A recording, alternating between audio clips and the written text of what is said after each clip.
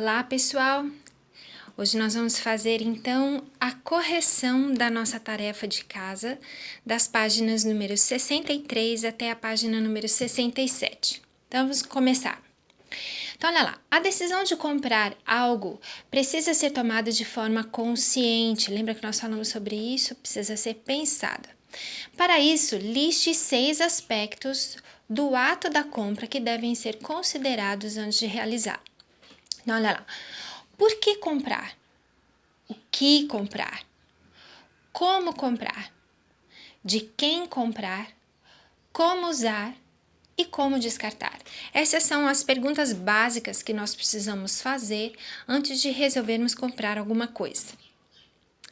Número 18. Relacione o ato de não usar uma sacolinha plástica para carregar algo que cabe no bolso ou na mochila com o controle do aumento do efeito estufa. Então vamos pensar aqui, olha.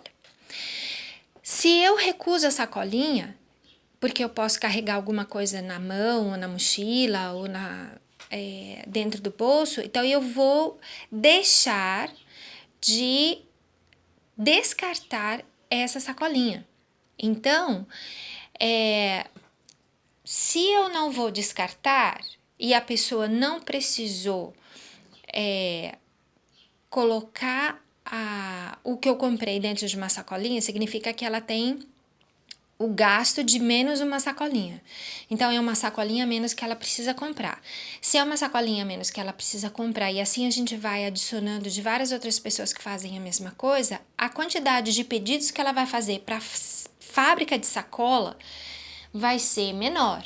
Então, a quantidade de energia, quantidade de água, quantidade de gases do efeito estufa que são emitidos para a fabricação dessa sacolinha vão diminuir. Então, é aí que a gente consegue o controle do aumento do efeito estufa. Então, olha só uma possível resposta, né? Então, olha só, a produção e transporte das sacolinhas demandam energia que geram emissão de gases na atmosfera. Se há diminuição de consumo, reduz-se a produção e a emissão de gases, tá?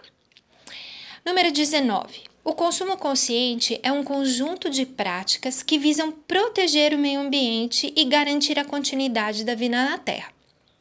Nada de errado aí, né?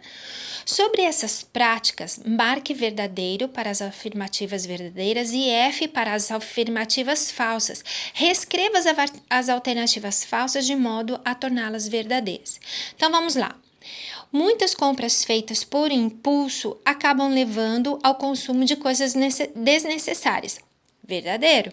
Quantas vezes nós não fizemos isso, não é verdade? Comprar aquilo que a gente não precisa. Opa, vamos arrumar aqui para não cair. Melhorou? Então vamos lá. Reciclar significa dar um novo uso para um objeto. Ela é falsa.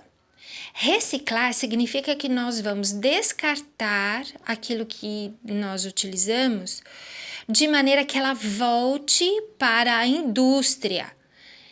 E dar um novo uso para esse objeto não é reciclar, é reutilizar. Lembra da minha sacola feita da minha calça jeans? Aquilo foi reutilização. Reciclagem seria se, de alguma maneira, a calça jeans voltasse para a indústria e pudesse se tornar em alguma outra coisa, tá? A próxima, o lixo seco deve ser separado do lixo com restos de alimentos para facilitar a coleta e a reciclagem. Com certeza. Lembrando que se esse lixo não está seco, ele pode contaminar os outros objetos que estão nesse lixo. Então, a gente precisa tomar bastante cuidado com isso, tá? O próximo. Se houver dinheiro para pagar a compra, ela representa um consumo consciente. Nem sempre ter dinheiro para pagar a compra representa um consumo consciente.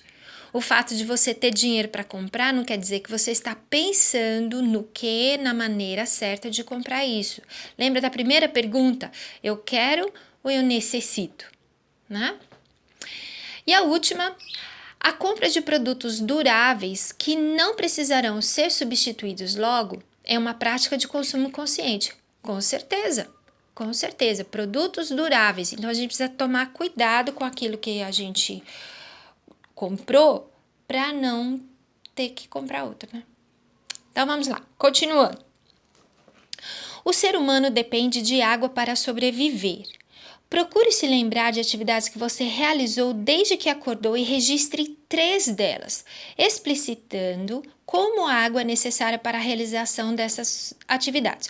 Bom, isso aqui é uma resposta pessoal, né? Mas eu coloquei aqui alguns exemplos para você ver se o que você escreveu está certo. Então, olha só. Higiene pessoal, escovar os dentes, tomar banho, lavar as mãos. Letra B, preparação de alimentos, na higienização e no cozimento, tá? Próximo aqui.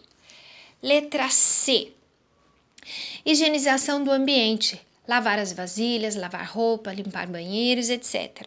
Tá? Então, são todas essas atividades que nós realizamos durante o dia que nós precisamos da água.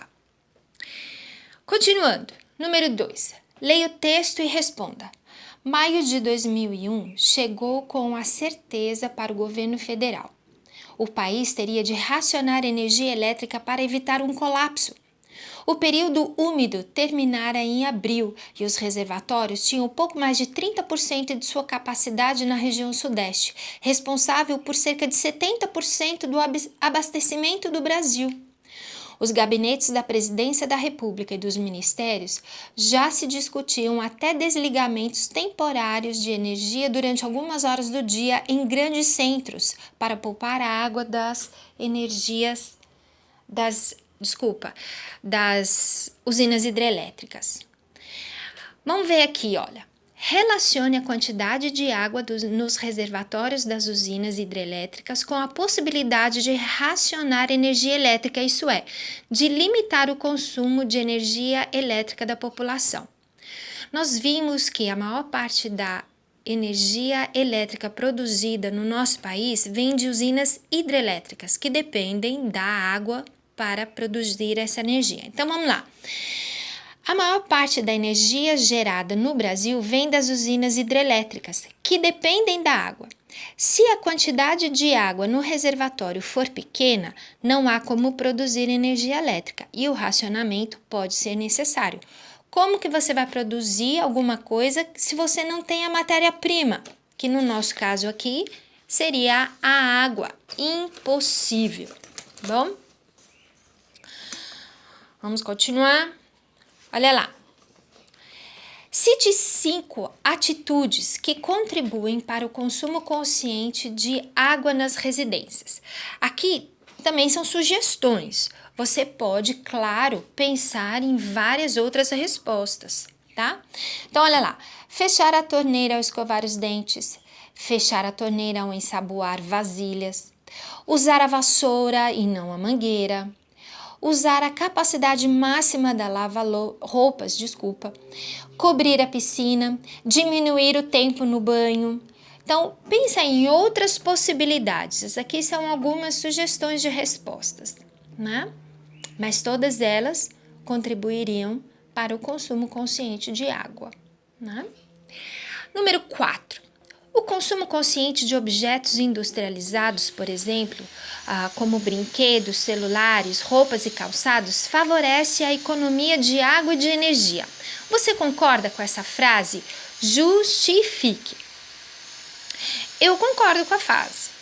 Olha lá, todas as atividades humanas demandam consumo de água e de energia. Se o consumo diminui, a produção também diminui, havendo economia de água e de energia. Número 5. O consumo de energia se relaciona com o aumento do efeito estufa. Sobre essa relação, é correto afirmar. Vamos analisar todas elas. A geração de energia do Brasil, em sua maior parte, não implica liberação de gases no efeito estufa. Na verdade, não. Lembra dos lagos que são necessários para a construção da energia hidrelétrica? as florestas que foram inundadas, conforme o tempo passa, elas começam a apodrecer e liberam na atmosfera gases do efeito estufa. A combustão da gasolina durante o funcionamento dos veículos libera pequena quantidade de gases do efeito estufa. Errado, libera grande quantidade de gases do efeito estufa. Letra C. A formação de lagos de usinas hidrelétricas não causa liberação de gases do efeito estufa. Errado, ela causa liberação, exatamente o que nós falamos na letra A. Letra D. O gás carbônico, o principal gás do efeito estufa, é liberado na geração da maior parte de energia consumida por atividades humanas. Sim, exatamente. Essa daqui, então, é que é a nossa resposta certa. Número 6. Olha lá. Sobre o aumento do efeito estufa, avalie o impacto da decisão de uma família ao não usar o carro para deslocamentos curtos.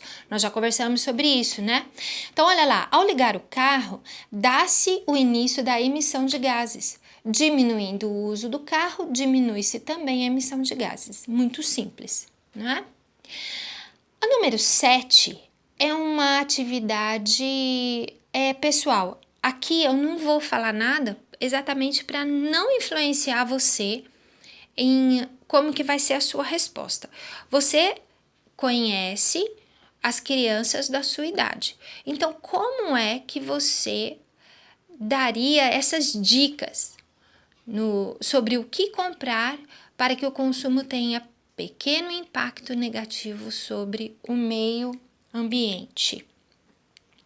E a última, liste 3 atitudes depois da compra de um objeto que a tornam um ato de consumo consciente. Então, olha só, coloquei aqui algumas sugestões. Cuidar bem do que comprou, reduzindo a quantidade de lixo produzido e reutilizando ou reciclando. Então, aqui, ó, você comprou alguma coisa. Então, tá. Então, como que eu posso reduzir a quantidade de lixo produzido, né? Reutilizando o papelão ou plástico, sei lá, onde ele veio a embalagem, né? Ou eu posso separar direitinho para que não haja contaminação e esse papel e esse plástico possa ser então reciclado, tá? Essas são as nossas respostas de hoje. Eu vou fazer fotos de cada uma delas e postar também para ficar mais fácil de você poder fazer a correção, tá? Um beijo grande para vocês, fiquem em casa e até a próxima.